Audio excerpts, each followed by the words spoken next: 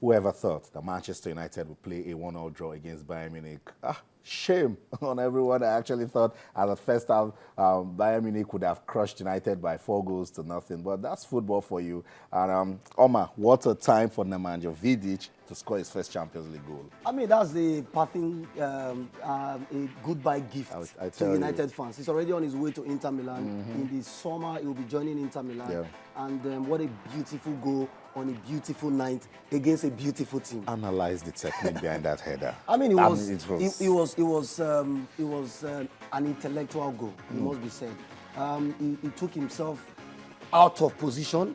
He was in a difficult position. He brought his head, and of course, the ball was in the net. And then Manuel Neuer had to watch it. It was helpless. It was helpless. I mean, it must be said that United proved a lot of bookmakers wrong. Nobody gave them a chance, even though they were playing at home. Bayern Munich have been very brilliant. They won the Bundesliga in brilliant fashion. Yeah. Everybody thought that they were going to come to England and brush Manchester United aside, going by United's form domestically. But again, I think that a lot of us have not looked at United critically.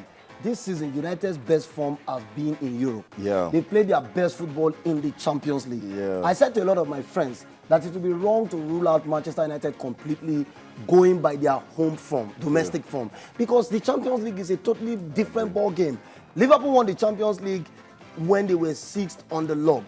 Chelsea won the Champions League when they were also 6th on the log. Had to qualify by virtue of being champions. Exactly. So sometimes your domestic form really doesn't affect your form in the Champions League. Because in Europe, you're looking at the big picture. Exactly. The money involved, the prestige. The prestige. It comes with a lot. I mean, I keep telling people, Omar, what a shock will it be for people when Manchester United finishes 7th in the league, wins the Champions League, and then they're playing again next year. It wouldn't be a shock because it has happened twice. Yeah. Liverpool did it. Chelsea also repeated it.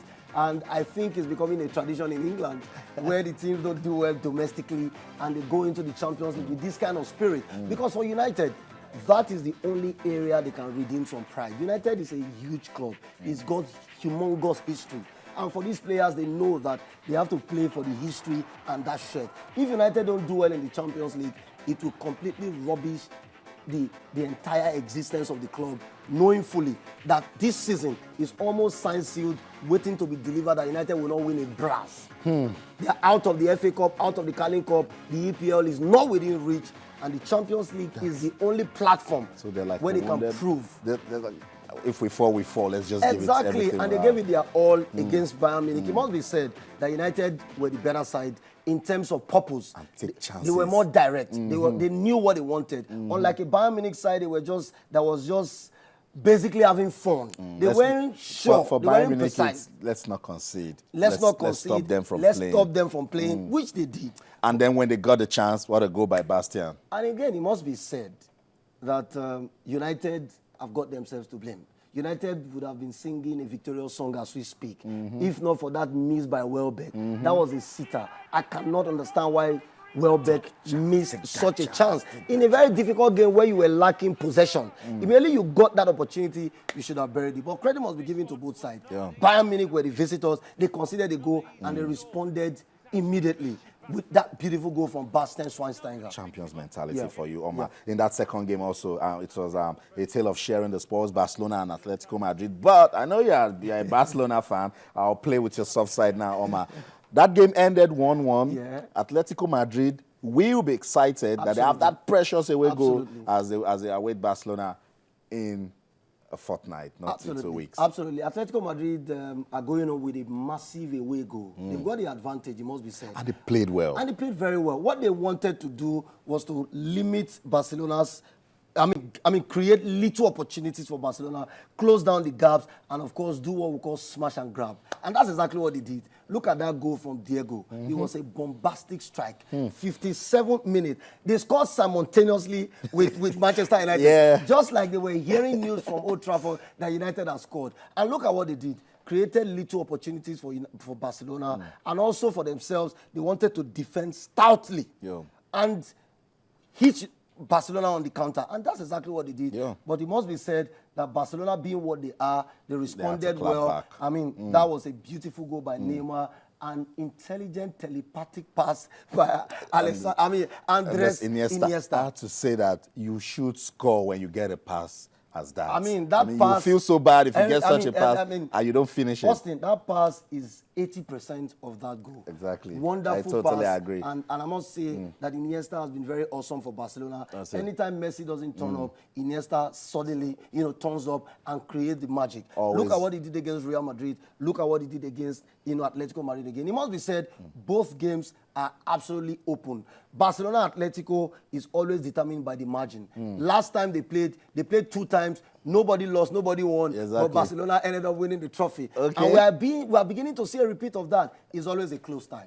For Atletico Madrid, they would give all they can. In that game against Barcelona, they were matured. Yeah. They didn't show respect for Exactly. Barcelona, though they were playing As away. usual. They came out to play. And one It's man the we UEFA must not Champions forget, League. Diego Simeone. Credit must be given to him. He has turned, in quotes, average players at Atletico Madrid to world beaters. These guys don't respect anybody. They are rugged. They are dogged. They know what they want, and they usually get results as at when due. Look at the way they've progressed in the Champions League. Yeah. Without a coach who has a winning mentality like Diego Simeone, these guys, I don't think, would have been able to summon up this kind of courage to be able to weigh teams like Barcelona, Real Madrid, and even AC Milan. And they are not lost in the chase for the La Liga. Tonight's action in the UEFA Champions League resumes. Paris Saint-Germain will play Chelsea. Real Madrid will take on Borussia Dortmund. Big game. Omar, I won't let you talk now. Let's quickly take a listen to what Zlatan Ibrahimovic had to say about this crucial game against PSG, and of course, to that man we all love hearing from, Jose Mourinho. Sports this morning on Channels Television. Stay.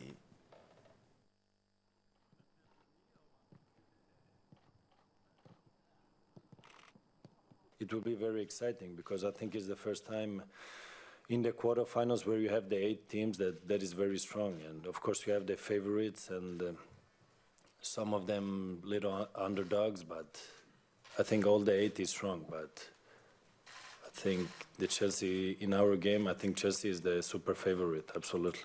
Play against a fantastic team and we have nothing to lose. I think we did a fantastic season so far, and every game we win from today and in front is a bonus for us because it's a project going on for 2 years and we are beginners in everything we do. And Chelsea has a project going on for 10 years. They already won the Champions League, the UEFA, they won the competition, they have a great club, they have a great coach, and that's how it is. So if we can win this year, I think all the 8 teams have possibility to win the Champions League that is in the quarterfinal.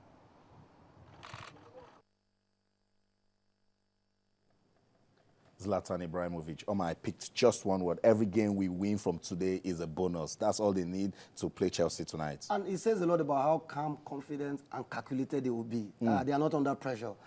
Going by history, they are the underdogs. Chelsea have won the Champions League. PSG, they've never won it. PSG, Atletico are the only 2 teams amongst the 8 teams in the quarterfinals that have never won the Champions League. But it must be said, PSG is a team without history, but with quality players. In terms of individual players, man to man, PSG is better than Chelsea as we speak. Zlatan Ibrahimovic, one of the best strikers in Europe. Yeah. Chelsea, Eto'o is out with a hamstring injury. Worries. Playing with a Torres is like playing without a striker. And it's a big worry for Jose Mourinho. He knows that they're playing against a formidable side in PSG, the best team in France, and a team currently challenging for honors in Europe. So it's going to be an exciting game. Something tells me that PSG are slightly favorite in this one. Okay, Chelsea fans, forgive Omar. That's Omar's opinion. And We're always at loggerheads. this slide of some of the results from the NBA. There's no time to run through it, but good victory for the Brooklyn Nets in that game against the Houston Rockets. We'll leave you with action from that one as we wrap up sports this morning on Channels Television. So that's it. On behalf of the ever-dedicated sports team at Channels Television Sports Center in Lagos, Nigeria, my name is Austin Okonakman. In sports, we play to win. So in everything you do, remember, let's keep talking sports. Bye for now.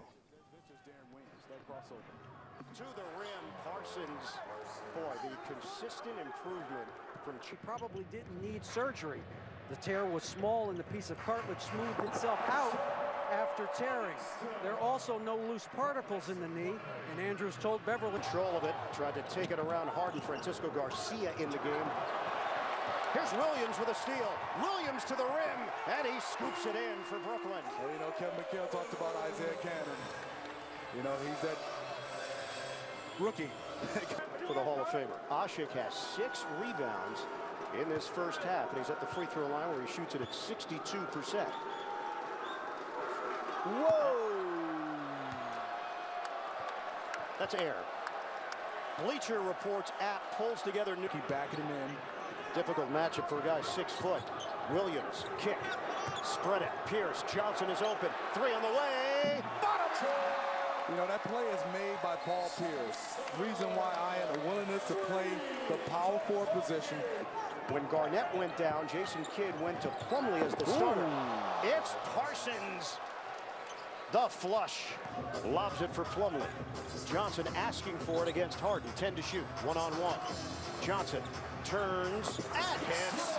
Joe Johnson whenever the Nets need a bucket. We know that they're a tremendous combo, but the champagne and the blow pop, it's just not something you normally see.